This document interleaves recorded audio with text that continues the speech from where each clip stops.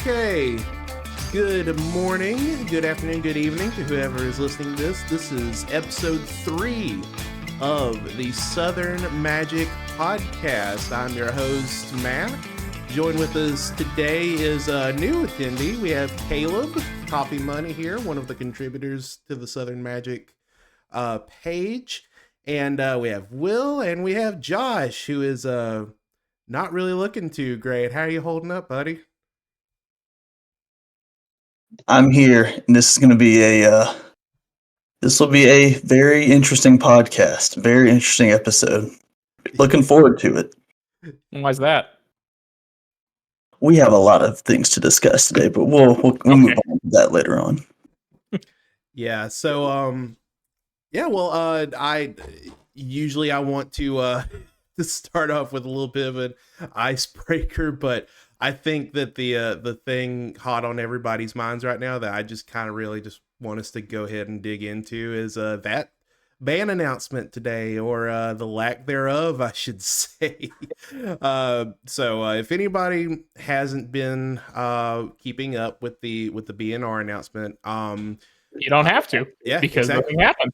Nothing happened. So that was the main development today. Everybody, it seems like in the grapevine of competitive Magic, everybody's kind of been clamoring for some kind of shakeup to happen to Modern primarily, but Pioneer is always kind of on people's minds as well. And everybody was sure that Fury or Grief or even Ragavan, just one of the egregious cards that have kind of been warping the format, for lack of better words, was going to hit the ban hammer. But nothing. There was no change whatsoever.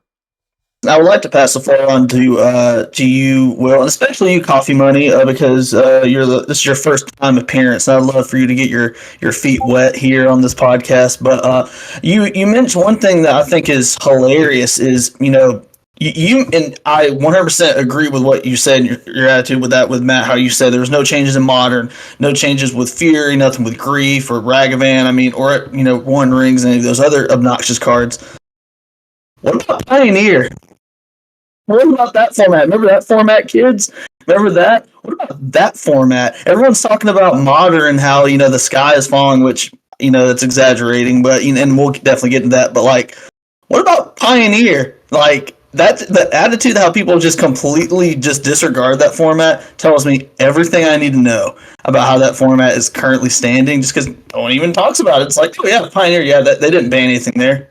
Anyways, back to Modern. So I'm just like, yeah, that format is just like it's in the trunk of the car right now. It's not even the back seat. Yeah, I agree. Modern, I wouldn't have hated some changes, to be totally clear, but I think it's okay. I kind of get it. The metagame is kind of still in a state of rapid evolving, with bean decks kind of taking over the microphone from Scam the week before, of people are just tooling and finding, are there bean decks? Cascading into beans is now an option that's hot on the Aspiring Spike stream, and and other notable brewers are all trying to find the right build of that. But yeah, the lack of love for Standard and Pioneer was pretty rough, considering we have Standard RCQ season next, and then Pioneer again. And so I would like to know what I'm trying to get ready and what I'm trying to do with some amount of advance notice. So, not seeing Sheoldred take a hit, should I just expect it not to now? Because that's $75 a card. Yeah, buy your shoulders now, folks. They're just gonna keep going up. Yeah, so definitely interested in that part. But overall, I think I'm okay. They reneged on the popular, not so popular timing of doing bans once a year. They backed off of that really quickly. And so now it's per set, they'll take the chance and try to limit any changes to once a year. So that opens up a little bit where I'm not as mad as probably I would have been otherwise if this was our one shot this year to get something done and they just nah.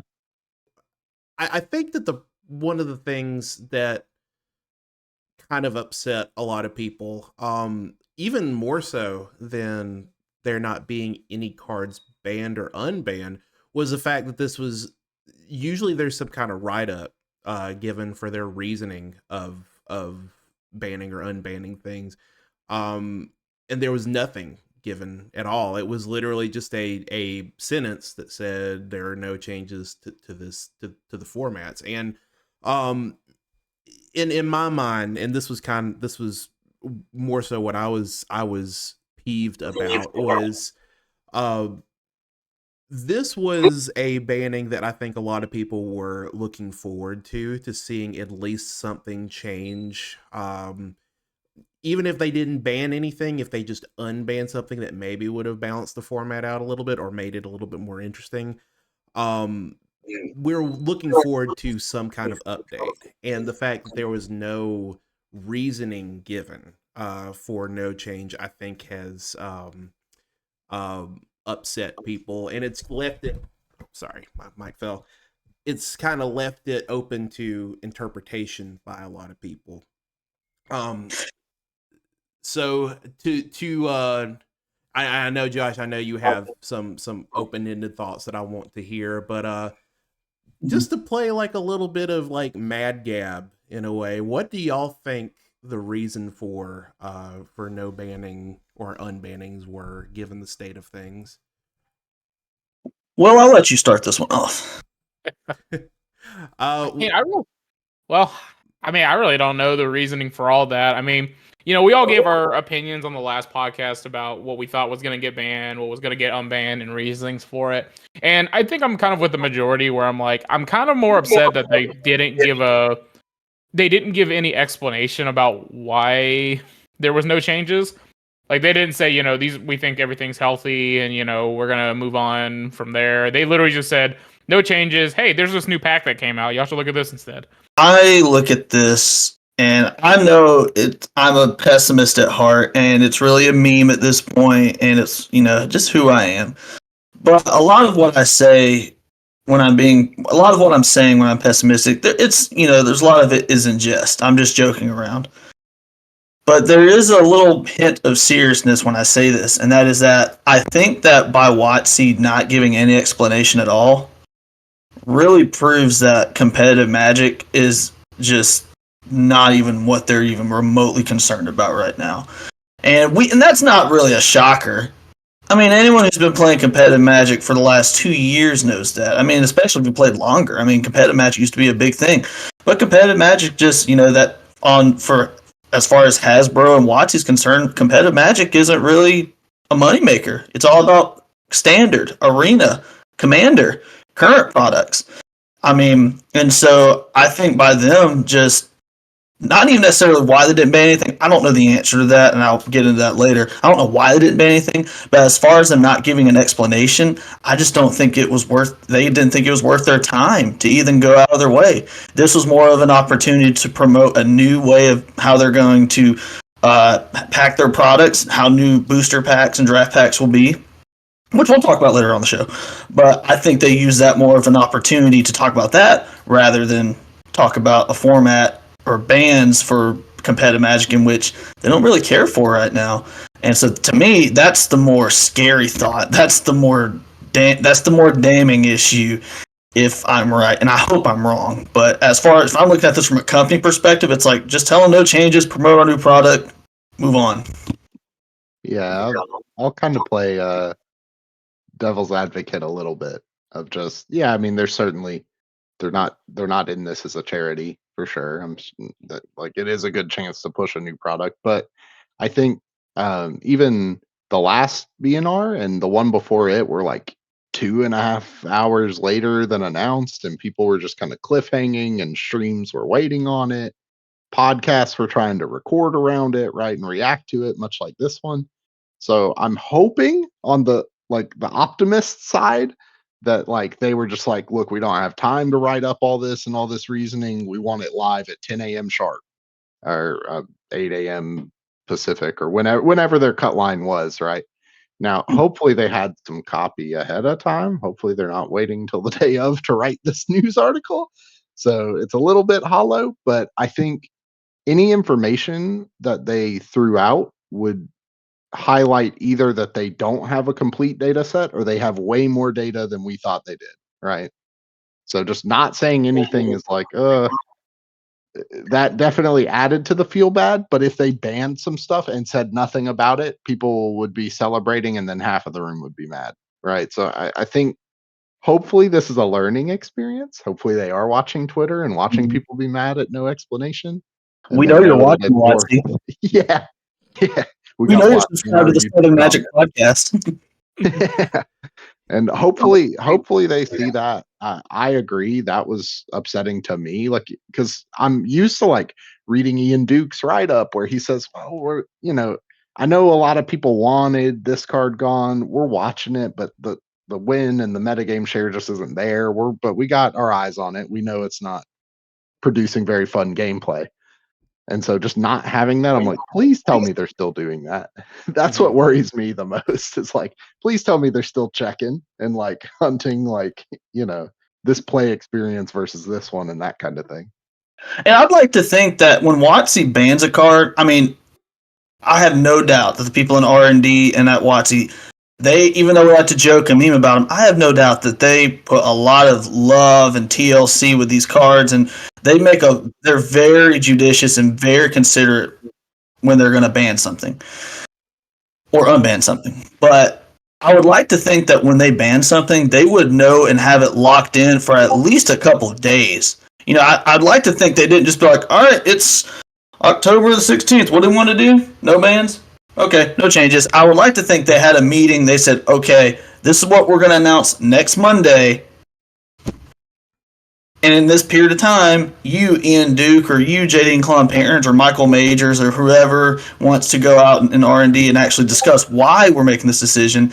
I would like to think that's how they do it. But again, this whole ambiguity behind just like, no changes, it's just like, it just opens up this whole new can of worms where some people are going to say this reason, some people are going to say that reason. And I just, like you said, Caleb, I hope they at least learn from this as more of like for a communication perspective. Whether I even agree with your reasoning, that's not even the issue right now. Just give me something. It's kind of like when you are in a job interview and they say, "Oh, we'll talk to you." We'll reach out to you if anything happens, and they don't even tell you that you didn't get the job. That's the worst. I'd rather you just tell me I didn't get it. As far as like the I think everyone is looking at Pioneer. Pioneer was the target. No, I'm sorry. Modern was the target for this this BNR. And I think an element of that of why Pioneer or Standard or even Legacy wasn't looked at also is because right now we're in the middle of Modern season. And I know, at least with me, I have a little bit of I'm kind of like an infant with object permanence. Like, I've kind of forgot about Pioneer, like the obvious issues that has with mono green, just because we're in the midst of Modern. So I'm kind of wondering if that played a role in Pioneer not even being reviewed. I still think that Karn or Nykthos or both really need to go before Pioneer comes back. But that's a very divisive opinion. I know. And Fable, yeah, definitely. If they're going to hit one of those, they've got to hit Fable. As far as the explanation goes, this kind of piggybacks off of Pioneer. Was if Frank Karsten put up on Twitter a chart of and I Caleb, you probably might have seen the same one I'm referring to. It's a chart showing the metagame percentage of Modern right now, and Rakdos Evoke is like this, and then the next deck behind it, I don't even know, maybe Four Color Omnia is like this. Like, it is so wide that it's not even funny. Yeah, I've got the specifics up. So Rakdos Evoke 22.4%. Wow. Four Color Omnath 8.5%. And that's second place. Delicious. And then behind that descends down. But normally with these, right, with a wide format like Modern, the other's like a really big chunk, right? Because people play their pet decks, etc. Others only 10% of this. All other deck lists. So, everything that is not a high enough percentage to separate itself still is only less than half of what pilots are bringing. Right. And my question that I kind of have off of that chart, and I'm interested in getting y'all's opinions on it as well, is we've seen a very similar trend in Pioneer where Rakdos mid-range for the longest time was the dominating force of that format. But and I think a lot of Rakdos pilots will say you didn't see Rakdos wasn't like dominating top eights left and right. It was just the most popular deck. Because mid-range and those types of strategies are tend to be very popular with people because their fair mid-range strategies are really fun to play. Like, I was a Jund pilot for a long time because that's just the way I like to play Magic. That doesn't mean that it's winning every single tournament. Do you think that holds true with Rakdos Evoke to a certain extent, or is it kind of operating on a completely different axis that makes it straight up unfair, though? That makes it a problem. Does that make sense? What I'm trying to? Well, Pioneer and both decks share this card. Pioneer, Rakdos mid-range, and a lot of mid-range decks in Pioneer they piggyback off the Fable of the Mirror Breaker. That's like the money card for that deck, and that card's just good by itself. It does everything, and we all know how good that is. Oh yeah, we all know how good that is. And Rakdos midrange and Modern shares that also. It's a little bit different in Modern, I would say, and I don't know the win percentages. I'm sure Frank Carson or someone has the actual breakdown of the win percentages. I think Rakdos midrange is so successful, and even 5-color, 5-color Omnath and Crashing Footfalls, those three decks those are the big three, and I think the reason they're so good is consistency. I think it just comes down to consistency. Those are the most consistent decks. When you play decks like I don't know, like Living End, sometimes your opponent will have Graveyard Hate, and you kind of have to work through that. When you play decks like Amulet Titan, sometimes your deck's just gonna crap itself. Nothing's gonna happen. You don't get the things you need. You just have a lot of mana. When you play decks like Yawgmoth is just creature soup. Sometimes you just won't get the Court of Callings, you won't get the Yawgmoth, and you're literally playing with draft uncommons. But then you have the decks like Rakdos midrange, you have 4 or 5 color Omnath, and you have Crashing Footfalls, and those decks are all good because of the elementals. That is the big key. Because of Fury, because of Grief. That's the reason those decks are so good. I will say this, and I will obviously pass the mic to someone else.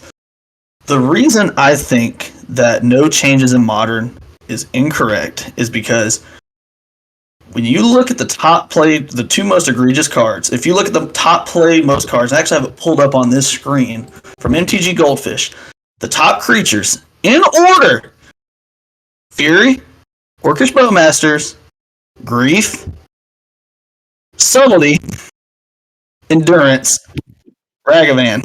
Okay, so obviously you can see a trend here. So I'm not saying Ragavan's a problem. I'm not saying Orcish Bowmasters is a problem. The problem, though, and I'll start with Fury. I have the Modern metagame pulled up on my monitor. I know for you listening at home, you can't see this, and for my fellow colleagues on this podcast, they can't see it. Let's take a look at the various creature strategies that we have. We have Yawgmoth, which is just creature combo. I mean, that kind of is a asterisk. All right, so we have Rakdos midrange, Omnath, Cascade, Yawgmoth at half of 1, Amulet Titan, Murktide Regent, Burn, Hardened Scales, Tron, Hammer. Still haven't hit another creature deck, so let me scroll down the next page. Hardened Scales creature. Living In, sure. Living In, I'll count that, so 2. Living In, Domain Zoo, which Zoo is kind of morphed into a new scam deck. Like, it's really doing just scam, but with tribal flames. Yep. So I don't count that. Mono Black Coffers, Indomitable Creativity, Dimir Control. All right, now I got to go to page 3. So we're at 2 creature decks, and we're at page 3. All right. Titan Shift, Grinding Station, Death Shadow, Merfolk. Shout out to Drew, not Drew of the Southern Magic community. Merfolk, and then we're at page 4 now. Fairies. Gentlemen, what do you think we can attribute this shrinkage of creature decks to? I think we can all agree it's one red evoke card that got printed in MH2. One of the aspects I don't like about Fury and why I don't think it's cohesive to a good play experience is, and it's going to sound harsh, but it's really, I've mulled it over throughout the day. It's the best way I can describe it. It leads to what I call lazy deck building. And I'm not saying people who put it in their deck are lazy. You still have to play the game of Magic. But in terms of constructing a deck, you take a look at a deck like Rhinos, for example. And Will, I love you. You're a great Rhinos player. You play it very well. But when you look at Rhinos, a lot of times their strategy is, okay, I need to put some creatures into play. Oh, look, my opponent played 2 creatures. That's annoying. Fury. You know, you have the 4 or 5 color Omnath deck. Oh, look, my opponent's playing a bunch of creatures. I don't have any board wipes, but I have 3 or 4 of this card, Fury. You know, Rakdos midrange is, you know, sometimes Rakdos midrange does kind of have the NASCAR start where it doesn't care, just puts out a Fury out there and just tries to, you know, kill your opponent. But those are the games they more often lose. A lot of times Rakdos midrange is just like, oh, look, my opponent's about to come back after I have 3 for 2 them with Grief. Fury. Mm-hmm.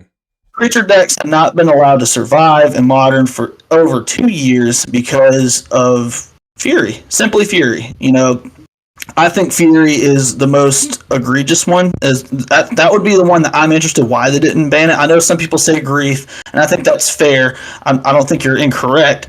I'm just saying when I look at the health of the format and how Modern used to be, you either have to be a combo creature deck, kind of like with Yawgmoth, or you have to play something that's just so over the top, like Hardened Scales, for example, which is kind of like in tier 2.5 right now, to like even combat that. And it's starting to go up. It's definitely trending upwards. But Fury has really just pushed it out of the format in creature strategies.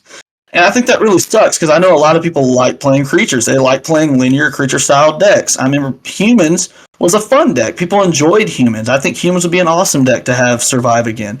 I know it's kind of a meme, but Elves was a fun deck. That deck couldn't live a day in Modern. You would go 0-10. You would be just handing people free ticks at your local SCG or wherever you go. So Fury is wrong for that reason.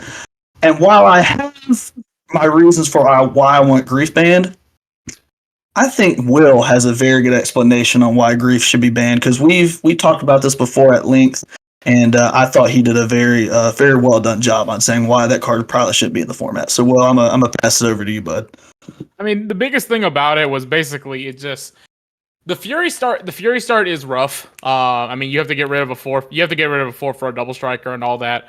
With Grief, they pitched 3 of their cards. You have to now pick 2 of their cards, and then you are on top deck mode to basically answer their threat while they're drawing yours. And I think it makes for very just unfun games. It's just unfun games. And I've mentioned this before, and I think Modern is. I always say Modern is kind of like. I always say it's kind of like oatmeal, where it's kind of like it's very safe, very not interesting as well. Now it's kind of like white people potato salad though, because for some reason there's a lot of beans in it. But I don't know. There's a lot of weird stuff in there right now. It's just like, what kind of potato salad are you eating that has beans in it? Like they ain't got it has like beans and raisins and all that, and you eat it, and it's like, wow, this still sucks. All right, well, if they put beans in their potato salad, they're not your friends, and you should run. No, I'm talking to a manager if someone gives me potato salad with beans in it. I'm calling the cops. Arrest this man. Get out of my house. That's a threat. That's assault. That's going to be the title of this podcast, The Modern Potato Salad. Modern potato. Modern potato salad. The thumbnail's Modern Baseball. That'd be so funny. I'll think on that. I wanted to say this, though. And we may have been segueing to this. But I wanted to have a little moment to discuss why I've been harking on the elementals, because I know I've been talking to a lot of people from different aspects of the Magic community, including Legacy too. Like not even just Pioneer Modern, but Legacy as well. We are people too. But I know a lot of people have been complaining, necessarily complaining, but they're concerned about cards like Orcish Bowmasters and the One Ring.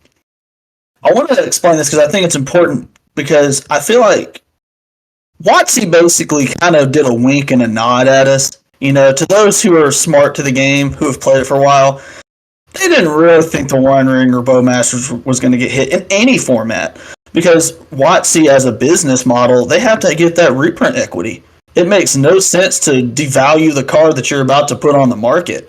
That's suicide as a company. Like, you wouldn't do that. Or as a product. So everyone kind of knew whether it was deserved or not. Or the One Ring, and I dislike the One Ring. All my homies, they ain't a fan of that card. If you are, it's fine. But I never really thought those cards were those cards were not on the chopping block at any point, because from a business perspective, WotC would never, like I said, they wouldn't just print out a card that would have been $50, $60, and now they're like $10 because they're really only Commander playable now. So, I wasn't really shocked about that, and I was wondering what you guys thought about that as well.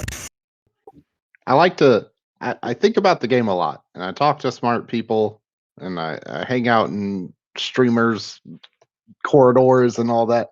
And I think it was probably Corey Ballmeister said it best, actually, of the grief point earlier, of just that creates a game that's over.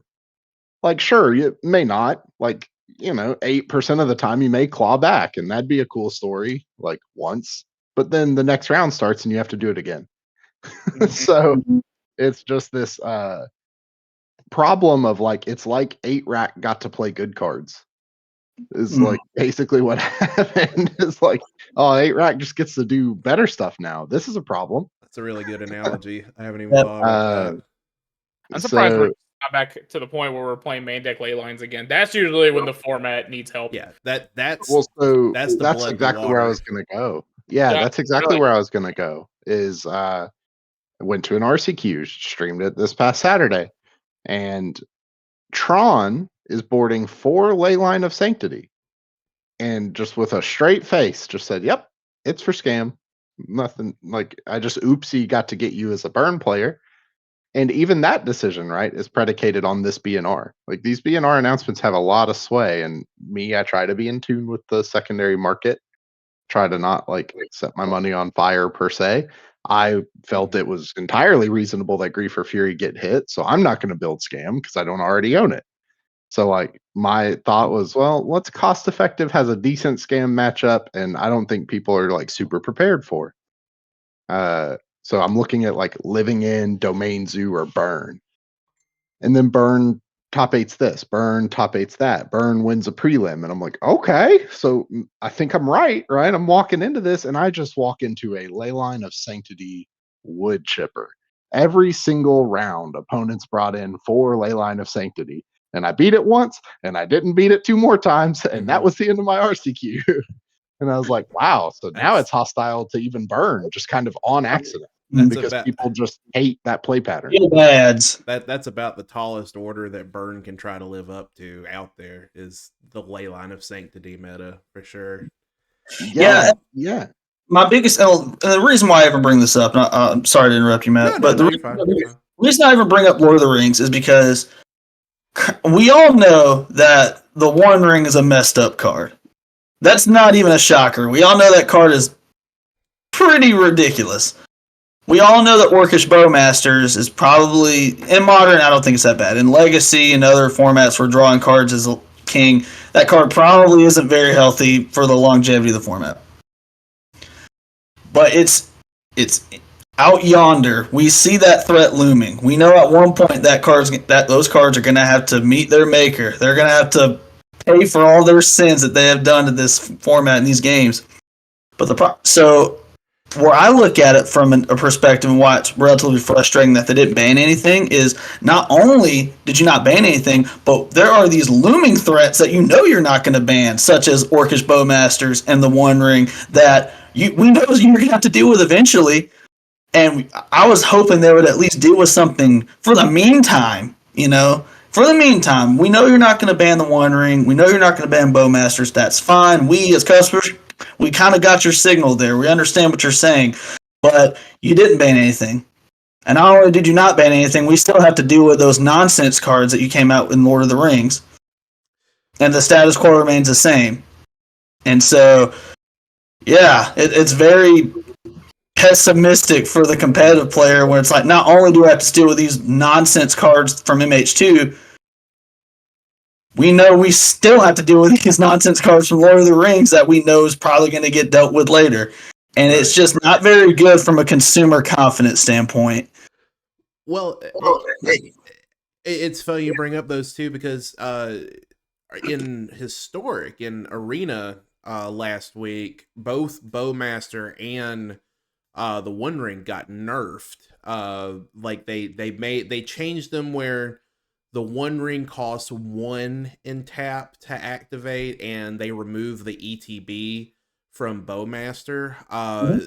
So like with that, when they announced that, I was trying to at least I was thinking like, okay, this we can read the tea leaves here, and we can be like, okay, well, since they're manipulating these cards here, that must mean they're going to hit these cards somewhere else, and just it didn't matter. It didn't add up to anything. That was just them just trying to make their arena client like Rakdos Ring not be as absurd and dominating as it is.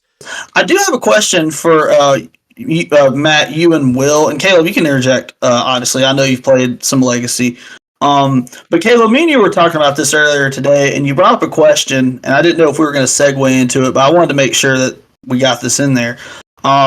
You had mentioned that there are a lot of cards in MH2, such as the Elementals, and there are cards from Lord of the Rings that have hit Legacy as well, and obviously not Modern, but Legacy as well. But you don't really hear people in Legacy harking on bans. Like, you might have one Salt player be like, the One Ring needs to go, or the Bowmasters needs to go, etc. But overall, there are cooler heads in Legacy right now, and I wanted to ask for your opinions, Matt and Will, and you as well, Caleb. Why does Modern feel worse than Legacy right now? I think it's because of the presence of Force of Will and Daze. That was actually going to be my response. Yep. Exactly. You have Legacy level answers for the evoke creatures, which are Legacy level threats. Yep. So there's stuff like that. Yeah, I mean, Force and Daze pretty much keep the format all together. That's why there's so many decks that are just called, do you have it? Do you have this? Mm-hmm. So the solution that we should do is we should print Daze into the format.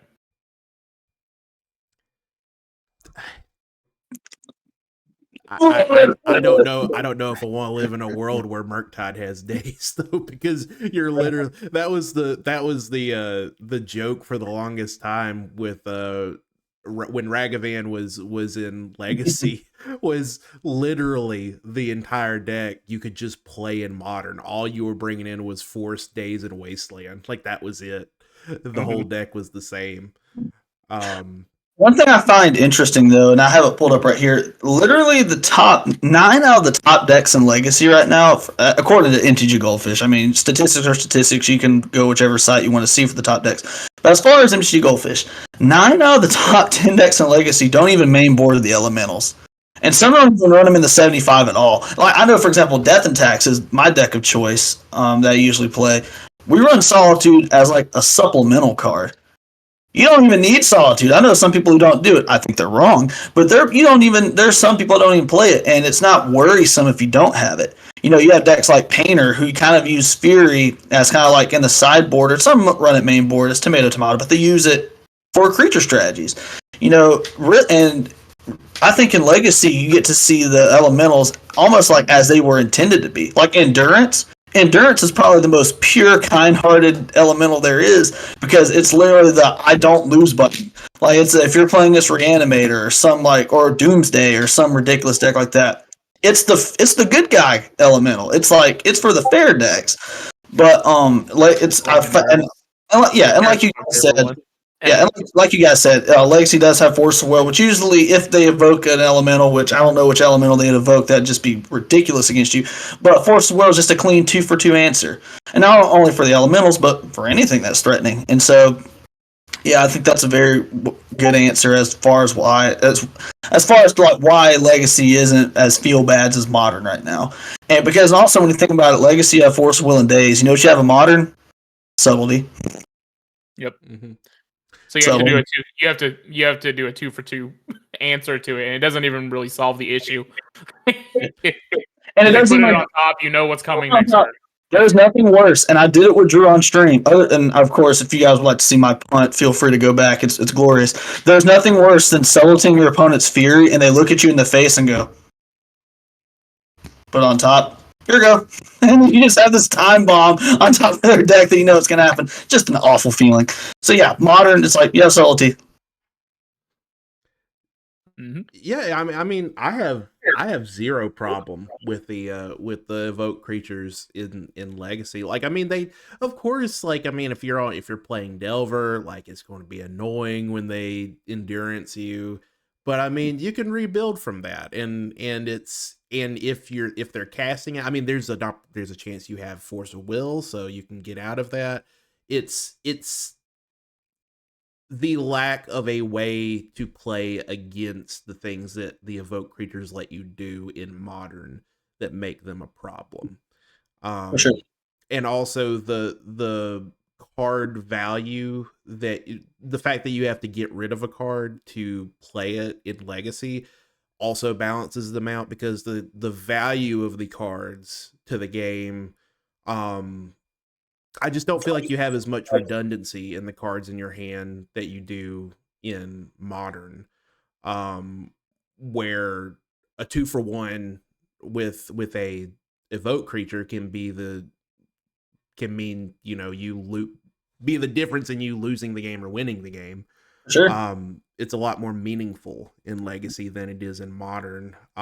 Whereas in Modern, you just do an absurd thing, like take 2 cards out of their hand at the cost of just I don't know, like a redundant Undying Evil or whatever. Like it's a lot lower cost to you and your game in Modern than it is in Legacy.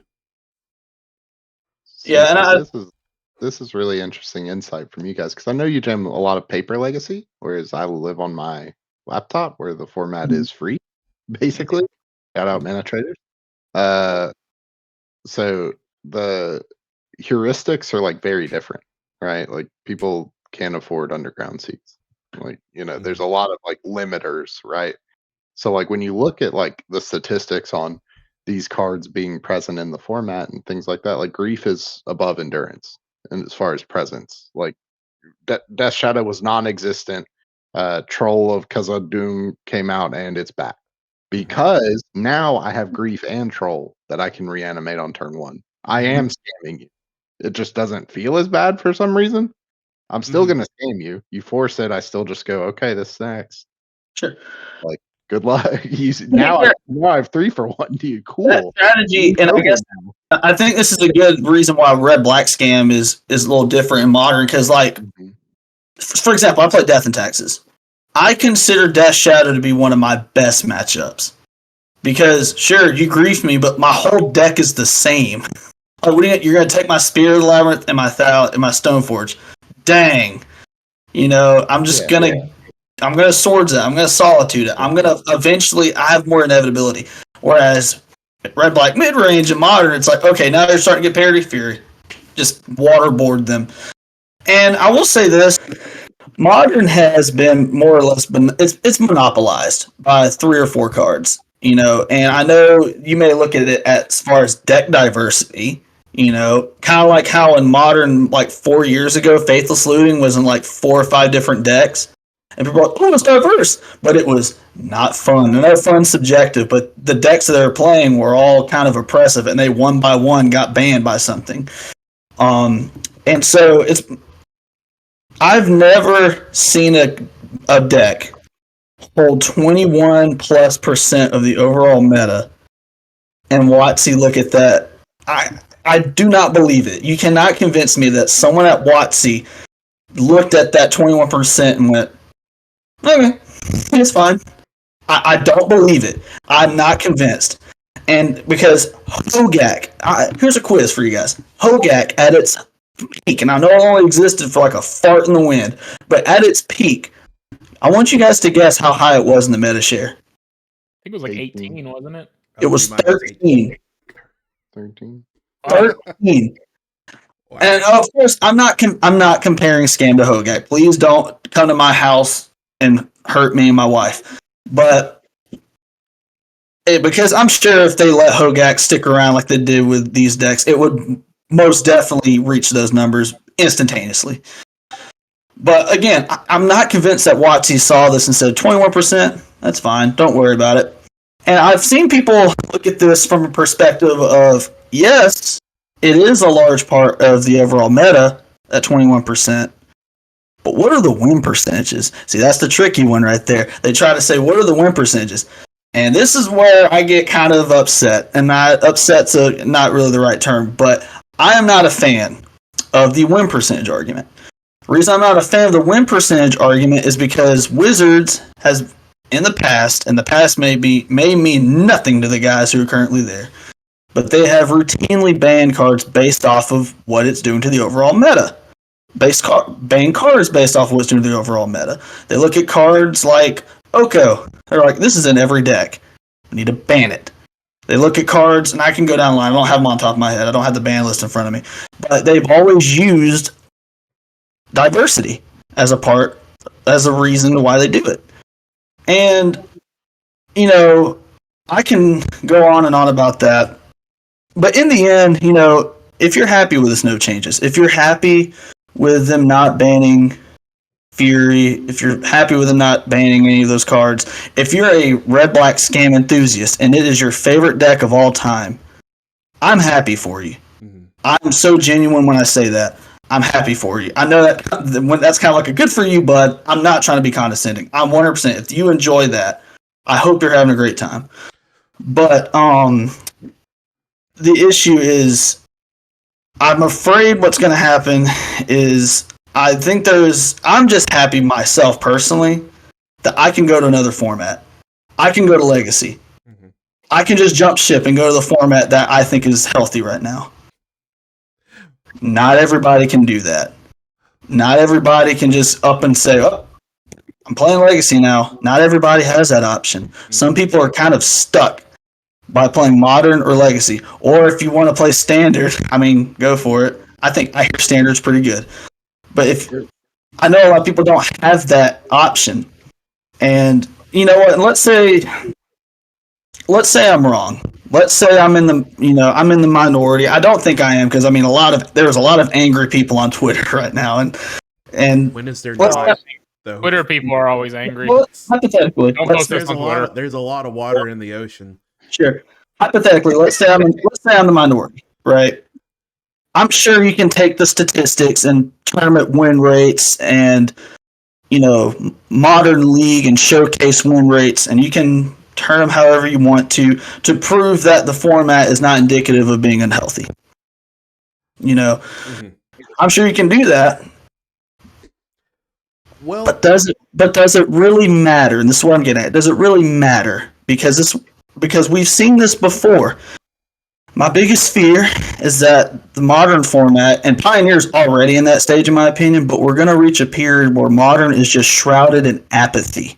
And we've seen this before in Pioneer, because you guys remember in 2018 in Pioneer when Inverter just went on its reign of terror? Oh, yeah. In Pioneer, they banned everything. That they were so judicious in their bans. If any card was approaching a certain percentage of the meta, banned. If a card did something that they thought was unhealthy, banned. And only then when Inverter crept around We had people on Twitter, we had people on Reddit, we had pro players who said, let the meta adjust itself. Let it adjust itself. And by the time they eventually banned the cards, there were nothing but tumbleweeds in the Pioneer Showcase lobbies on Magic Online because everyone had left. So Go ahead. Sorry. So it's one of those things where it's like, you can take a look at win percentages all you want, and even if you're right, does it mean anything? People are just gonna be like, this is not fun. This is stale. It's the same thing. And one of the worst parts about being on the pro ban side is you're usually the villain of the story. You're the pessimist. You're the complainer. It's just the way it is a lot of the times. But you really never get that satisfaction of being like, I told you so. I told you they should have banned that card. Because much like Pioneer at that time, it's too late. There's no one's there. The operation was a success, but the patient died. There's no celebratory thing to do. People just don't care anymore. Mm-hmm. And I'd like to make some funny rant and kind of make some awesome face for the thumbnail and be like, Watsy goofed with this announcement. But the truth is, I'm kind of worried because competitive Magic was already kind of on the back burner, and I think by issuing no changes, but not only issuing changes, by not explaining anything and just kind of leaving it ambiguous, I think they may have started to push a non-zero amount of people, the player base, out of competitive Magic, and that's kind of a scary thought. That's my 2 cents about that. Yeah, no, absolutely. No, but very perfectly valid points, definitely. But I think that, the barn has burned down at this point, so now we need to wrangle the horses. So at this point, for anybody out there who, I'm sure there are some people that are kind of in the scenario where they're wanting to get into Modern, or they're wanting to get back into Modern, and they were waiting for this ban announcement to see what they wanted to do. I see Caleb has his hand up. What do you think the average player does at this point? Is this just like the green light, go for it, get your playset of Griefs and Furies and just go to town with it? Or is there even still a shadow of a doubt that it might get an emergency ban? Like, what do you think somebody should do who is kind of like waiting hesitantly to see if it would even be a good idea to get into Modern? Yeah, so this is probably tipping off an anti-Josh tirade. I think he made excellent points, but I think I have like counters where it kind of left me like, man, they're really being player conscious of like a playset of Grief.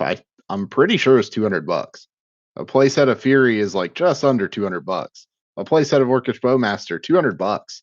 Ring, $160. Like, when you're talking about this in like a secondary market, if you ban something, that's somebody's like take home pay. Like if you ban 3 cards. Oh yeah. Like, like that's painful. And to be right in the midst of Modern RCQ season, I think they were pretty caged into not tanking these decks, right? So if you are a current competitive gamer and out there slinging spells on Modern RCQs, you can be like upset as you're always entitled to your opinion. Everybody can think about what they want to see and things, but I encourage rolling with that. Is like, okay, good.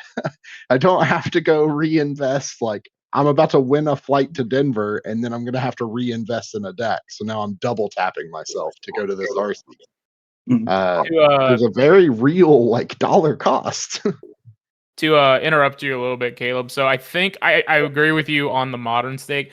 I think this ban announcement, I honestly think this would have been a perfect time to pull the trigger on Pioneer and on Standard and all that, because right now people, yeah, Standard is the big one, because this is the perfect time for if they pull the trigger on Standard, people are now going to get into Standard and start building their RCQ decks, building their paper Standard decks, because WotC said they're going to try to back Standard again. They're going to be doing the Standard Showdown packs, and of course the RCQ is going to be starting. But yeah, I think Standard was the one that was going to get hit, and if they said no changes, then I guess they think that it's healthy. Pioneer, I think, is I don't even know. I will say at the end of it, I knew. I will say at the end of Pioneer season, like out of our group from the Southern Magic, I don't think any of us I remember we were trying to debate if we wanted to go to an RCQ in Florence or go to a local legacy or a legacy event about the same distance, and we all agreed on legacy because looking at a freaking Fabled Mirror Breaker plus Shielder was gonna make us vomit just seeing it over and over again. So. Yeah. So overall, it's just like, you know. And sorry to cut you off, Will. No, you're good. No, to bring up your point, I think I agree with you, Caleb. I do think WotC is conscious about the monetary aspect of it. I mean, even though WotC would rather rip their arm off than acknowledge the secondary market, I do think that is an internal reason. I would have respected them 10 times more if they were just said, hey, we know these are valuable cards and these are valuable aspects of your collection, and this would not be a cheap move on our behalf. Mm-hmm. I would have said, you know what? Good on you. And I might have actually bought cards just to help them out. I would have actually done it. If you would have actually told me something, and we've alluded this before, where it's just the ambiguity. If you would have actually told me something instead of having us wander in the desert, you know, if your reason was because of the price of the cards and you didn't want the feel bads of the players, I would have accepted it. I would be like, okay, I'm with you. That makes sense. But you didn't say anything. So now it's like, now me and Caleb are on two sides of a coin. It's like, it could be this, it could be that. Which one is it? I don't know. Like, no, that absolutely, yeah, that would have definitely diffused a lot of the criticisms of it. Hasn't WotC in the past said before they don't acknowledge the secondary market as a factor in their BNRs or something to that effect, though?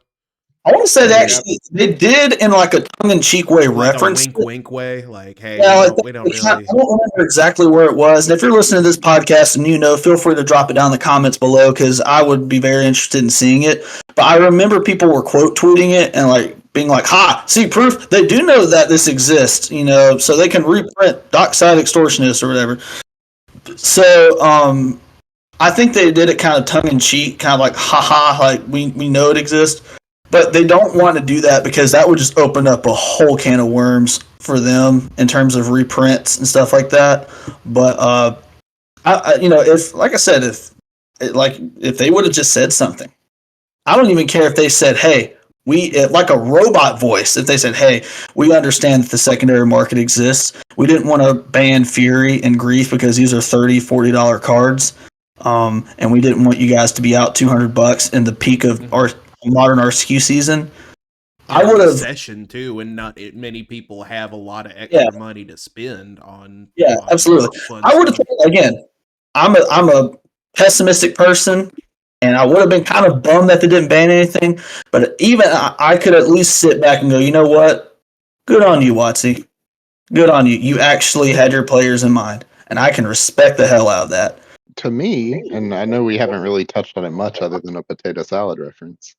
Up the beanstalk, kind of more problematic than the ring by like not close, like very much not close, because in this format with its speed and pacing where it is currently, you're dying if I spell pierce that ring when you pay your 4 mana and play that ring. Like I'm gonna finish the game. I'm gonna get you. Yeah, so I appreciate that a lot more than play my bean, solitude a thing to stall you off, replace the card I had to pitch. Like that play pattern itself is more dangerous to me than like scam sometimes just creating a non-game. Right? Like I personally, my like hypothetical, I know I wasn't on the pod to give my suggestion, but like I thought popular opinion says maybe Fury. And I'd kind of be okay with that because that takes away their plan B in scam, because I kind of don't really like playing against scam either. But if it's just sometimes you're going to blow me out. But if I just like had Veil of Summer or something or was on the play, none of this would happen to me. That's just not a top tier deck, right? At that point, I think it's that it has that plan B. Beans, on the other hand, that can be they're playing A, B, and C, and it doesn't matter because they're just playing great cards. That card has impressed me. It's so I didn't think much of it. People were like joking about it on I Twitter. was very high on it. They were joking about it on Twitter, and I was like, yeah, sure, I'll meme around and put it in my jank Bant Miracles deck in Modern. I could not believe how strong that card was. Very good. I would play against Drew, and Drew obviously, as you all know, plays Merfolk, and Merfolk kind of has what I would call an unlosable control matchup, just because there's no good answers. I never would have thought Up the Beanstalk would be the case card against that deck. All of your removal spells cantrip.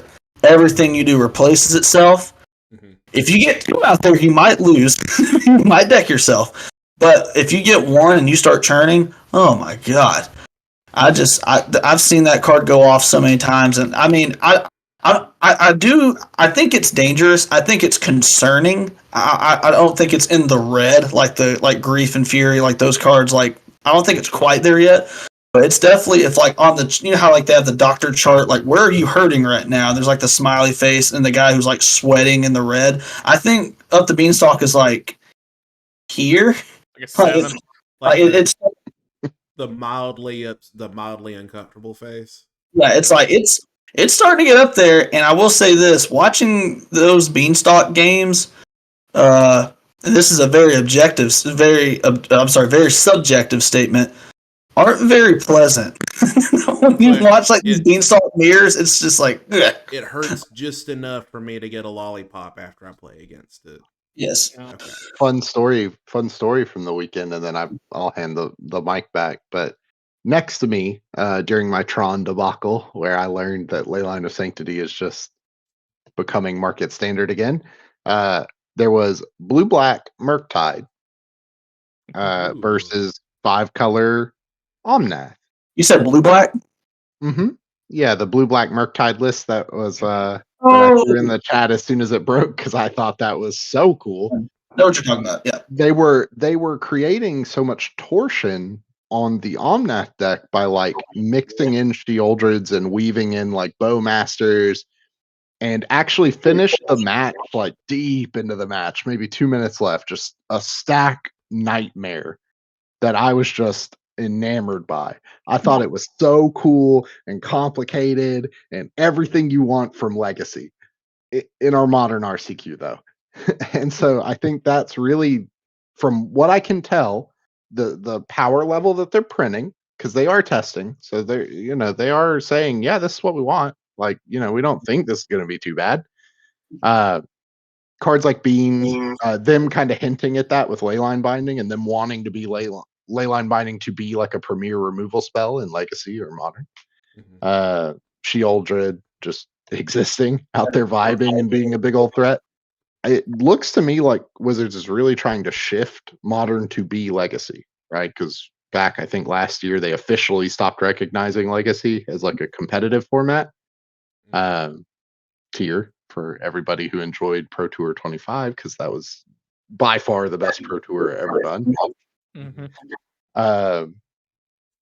Modern is trying to be Legacy, and if I look at the format from that front, I see all the parallels, which is why I brought that comment of like, why is Legacy so much like, what is missing that makes Legacy so cool to play, even though most of the decks are all the same cards now, to our point about Is It Delver basically being Murktide. Yeah.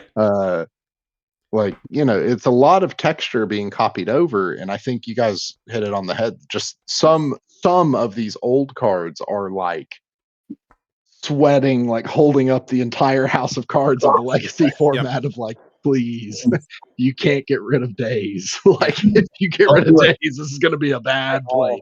It all crumbles down. Yeah. I will say, going back to Beanstalk though, Caleb, like you mentioned, not to interrupt, but Beanstalk kind of feels like faithless looting in the fact that like the longer this format continues, oh boy, the more busted that card's going to get, because it just doesn't have to work on that. Every 5 mana or higher card now draws a card. So when are they going to print one that snaps in half, right? Yeah. I was actually on unbanned faithless looting for this BNR. I was okay. quasi interested in if they were going to leave Fury. I want Faithless Looting because Phoenix would be pretty darn cool and would have a really hard time justifying playing Fury because of the density of blue cards. At least back when that deck was popular. Not to say a new version wouldn't come out and make it disgusting, but Faithless Looting would provide a lot of good tension. It couldn't easily play Murktide, right? Because then you have to be very careful of what you're delving and when, and there'd be a lot of interesting building. Yeah, Sanctifier would go crazy. I used to say that I think honestly, I think we could print Careful Study into Modern. I kind of had that for a little bit. I think that's fine. They keep flirting with it. Otherworldly Gaze was like, what are you trying to do there? That looks a little bit. That looks familiar to me. Like, it's gonna be an image. How strong can Entomb be? Like, are we cool with Entomb? Are we not? My prediction is it's going to be an MH3. I'm dead serious. I truly think they will put Careful Study in MH3. So all you Dredge fans out there, just keep holding the faith. That's right. You just wait a little bit longer, and you'll be able to do your thing. My boy Endurance will stay. And then my point on Standard, I guess, to bring all the band formats home, because I think I'm the most like I play all the unloved formats. Like I'm the Pied like I stay on Pioneer even now. Like I'm like regularly playing Standard Ladder on Arena just to like kill time while I'm with my daughter. Like Sheoldred's in 41% of the decks on Goldfish at a 3-0 average number. It's $75 a copy right now. Like, if we're going into Standard RCQ season, right now is the time to say if you were cool with that card or not. And I think that was a big, we're cool with it. So I think you can buy that card with confidence anyway. It's not too good for Pioneer. It's certainly not too good for Modern, and it's just really, really not too good for Legacy. Like it's fringe playable. I have died to turn one Sheoldred twice in Legacy. They went first one Dark Rit Sheoldred, and he looks at his hand and goes, It was I remember that hand well. It was Land Lotus. It was Land Lotus Petal, Dark Rit, Sheoldred, Force Will, blue card. There was no chance. There was no chance. Huh? Did you win that game? What do you think, Joshua? Just wondering. I mean, you had days. It was fine, that's right? true. That's true. Okay. All right. Yeah. No, I did not win that game. Sheoldred's just so hard to deal with. Yeah. Yeah. Well, and I think that's good. It's a 4-mana creature. Like without haste. When I saw that card got printed, when I saw that card in spoiler season, I said, "Oh my god!"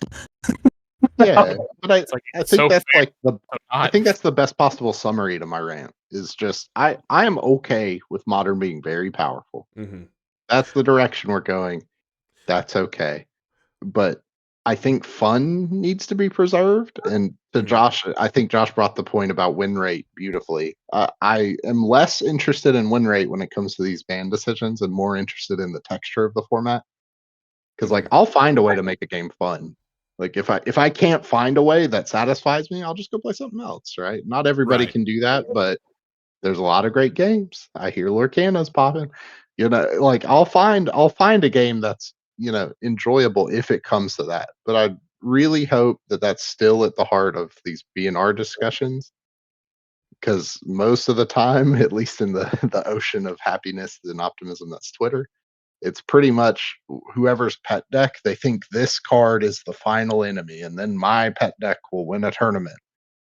And that's just unlikely. Like for humans to come back, Hardened Scales would have to keel over.